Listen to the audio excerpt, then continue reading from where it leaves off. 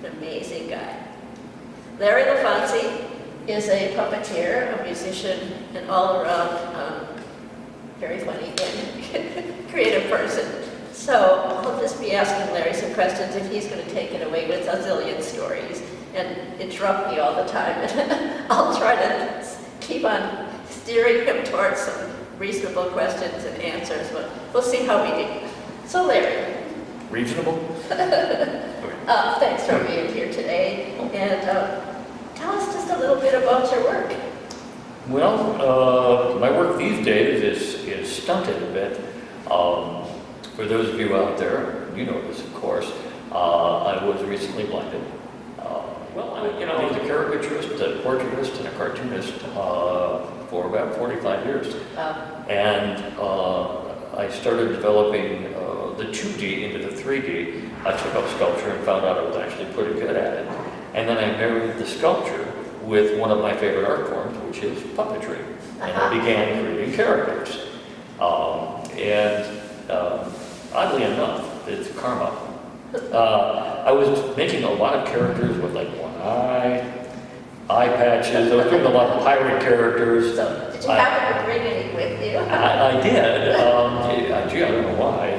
Someone may have asked me on the phone about that. And I brought one of your favorites, actually. Oh, excellent. Yeah. So it was like to get me to bring this little fellow, and I think you remember him. Yes. The very first time we ever met was in 2009, if you recall, the first ever People's Parade. Yes. And I brought this little guy out, and I showed it to you and Max Sampson and a few other people, and he's been with me ever since. And this guy's name is Dirty Pete. Now, the thing with performing with these guys is I no longer see very well, but I know where his head is. It's right here. And so I kind of know where I'm looking, and so I can still interact with him, and I can still do shows. Hey, Pete. How you doing? How you doing, Mark? Yeah, I'm pretty good. Yourself? Good. Oh, good. I haven't seen you in a very long time. I know. Yeah. You're looking feisty as ever. Oh, me? Nah. I'm nothing but trouble. I got a cracker? No, we already ate lunch. So anyway, we're talking about how this fellow was constructed and how he came about. He came about as we needed a foil for a comedy a cappella group, and it was a pirate outfit. And we needed somebody funnier than me. And so he was born. I sculpted him in clay, made molds, and there were plaster molds. He was made out of latex. This is all latex here. This is the little belly is latex. Touching you like that. And little belly, and I actually made his belly button with my finger. That's it. That's how stop that. This is embarrassing. Yeah, but humiliating, idiot. Hey, that's not nice to say. Well, you are. You're making me look foolish. Yeah, you look natural. Thanks. This fellow, as you can see, has an eye that's missing, similar to his owner. And I made this guy long before I lost my eyesight. Wow. You know, so like I said, there's some sort of karma going on here. And he also has a removable eye. Oh. Yeah, right over here. Whenever I get angry, I just do that. You did it again. You creep. Cat got you done? You lying? Putting that back in? Yeah, I'm lying. That's disgusting. You made it. Yeah, I just put it back in, please. Come on. On film. I look stupid. Now you look natural. Put it back in. Okay. Excuse me a moment. This is disgusting. You're disgusting. Good. Got this huge cavity in there. I have this. Ow! Stop pushing so hard. You said you wanted it up. Oh, crap. That hurts. All right. It's in. Jeez. Oh, yeah. He looks so much more handsome now. Oh, thank you. This here is Al E. Cat. And Al's been with me now for about 10 years, I guess. Wow. And we do shows together. Haven't done it in a while because of COVID-19, of course. But he's kind of a tough little guy. You can see he's got a rather bruised up eye. Yeah, how would you get Broken fighter. What's going on with that anyway? I'm a tough guy. I'm a tough cat. I get in fights. I go through garbage cans. I make a lot of noise at night. I wake the neighbors up. Why would you do stuff like that? That's extremely rude. Because I'm a stray cat. I'm doing a stray cat strut. It sounds like a musical interlude to me. Yeah. I'm stray cat strut. I'm hungry and wild. Stop it. Just let that get started. This is supposed to be an interview, not a musical. Musical. Come on. Let me do my thing. So you do special songs out? I noticed you're coughing a lot today. Yeah. Hair roll, right? Yeah, that's Yeah. This is what you get for licking my fur. Hey, go ahead, come on.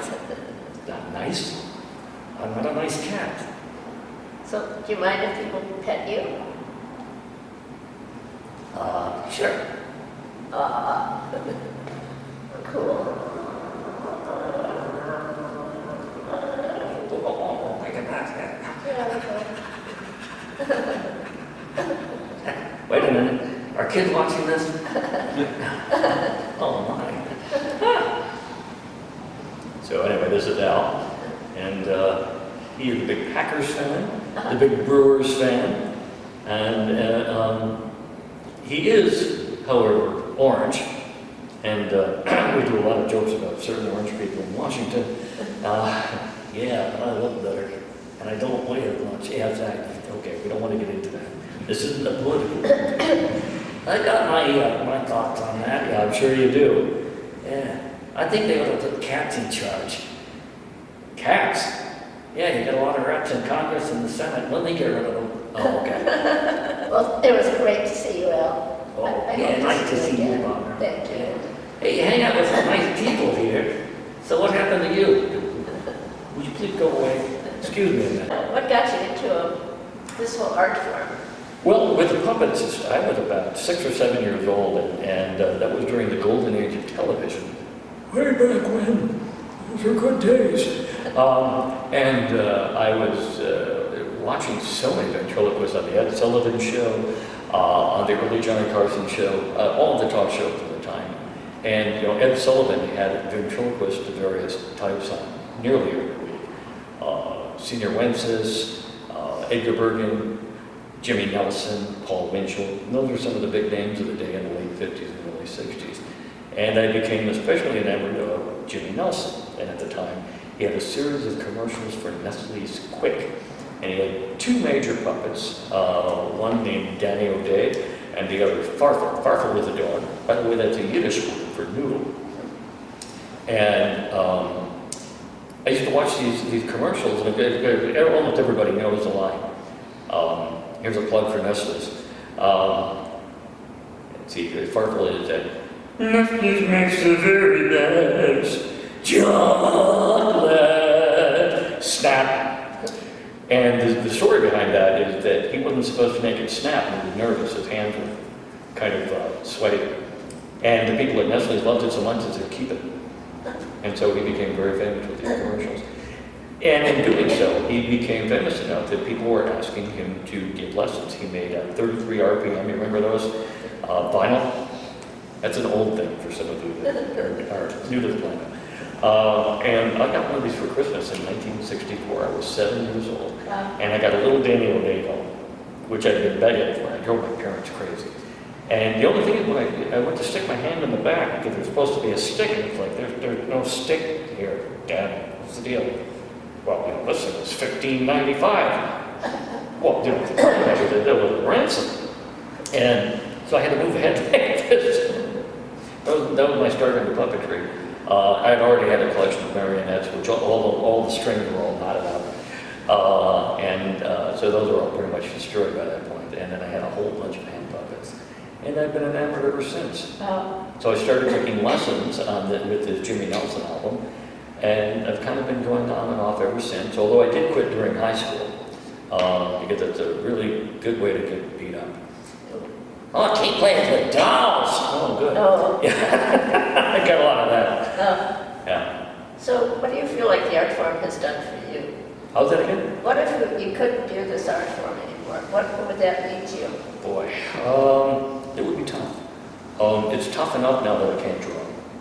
I've been, blind at this level for about 2.5 years now, as I mentioned.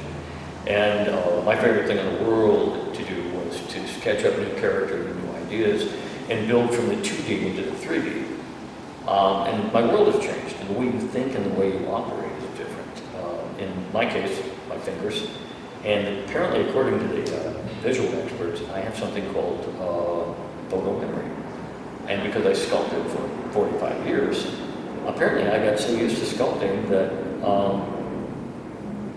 my fingers were doing the work while I was watching TV or listening to a program. Yeah, and I'd look over and go, okay, and just keep working. And that apparently worked out to my advantage. Now I am sculpting again. I just started about a year ago. I'm not at the point where I show anything to the public, but my friends and other artists who have seen my work have said, hey, that's something pretty good. Of course, what's missing is all the detail because I can't see it, so I have to feel it. And my fingers have literally become my eyes. And I can see form just a little bit. I see a little bit out of here, but it's very grainy. I can see you.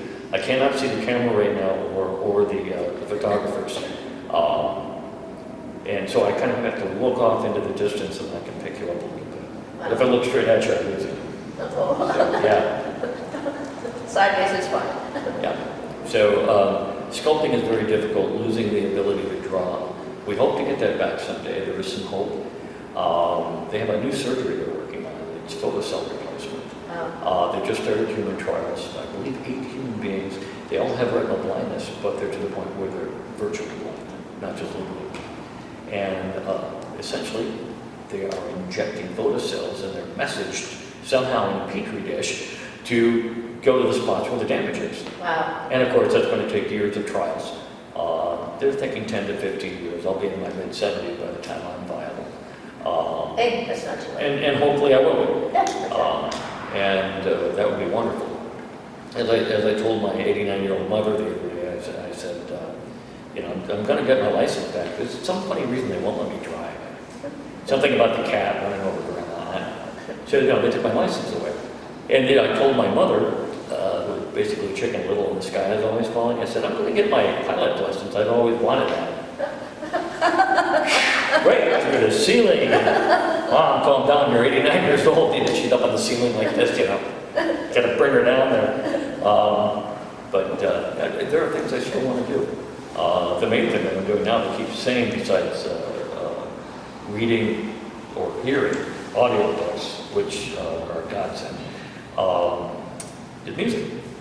And, I've been off and on with bands and vocal groups. I enjoy barbershop and doo-wop, but I also like rock and blues. And just a couple of years before I lost the sight, I joined a band called Crossing, and I became the lead singer. And then we broke off business, and then a couple of us left and formed a new band called Blind Alley. Go and as it turns out, there are 2 of us that are blind in the band. The rhythm player isn't, and then I am. I'm the front guy, and the little guy with the big mouth that does most of the singing. Currently, because of COVID-19, we're not performing anywhere. We get together with musicians on occasion, and we jam. We're looking at some new lead players. So. Well, this is so cool, Larry. I'm so happy that you were able to talk with me. I know we could go on for at least 24 hours. Yeah, well, I tend to talk just a little bit. But this is so great. And I love the fact that, you, like so many of us, are just, you're not stopped by so much. I mean, yeah, so there's one ability that's shaky, but you've gone on and you've been utilizing other elements and finding ways around things and through things. And it's kind of like everybody has that option to just kind of keep looking and finding ways to be creative. And I really love the fact that you're doing that. Well, and that's absolutely the point. There was a time when I didn't want to go on. Yeah. And my little brother John told me on the phone, not long after I lost his sight, he said, you're going to have to get up and inspire people. You're going to have to pull yourself up and do this. And I don't know if I'm inspiring people yet, but I would like to work with the so-called disabled because there's so many able people out there that the general public thinks have nothing to give, and we know better, obviously. Obviously. And so I want to work with the disabled community and disabled veterans in particular. We want to put together a character design shop and take all of these people's skills and build a kind of a family business. Oh, that sounds so fabulous. You Yeah. hear this out there? Let's all get together and do this, okay? Thank you so much, and we will be back in touch anytime. Good. And we'll look forward to having you do a full performance for Summerfest in September. We hope so. But we have to hope that COVID-19 doesn't get in our way. But yeah, we're working with the group, the a cappella comedy group called Blind Spot. Again, go figure. But yeah, so we very definitely hope to be with you and again for next year's Ability Fest. Super. Thank you. Thank you.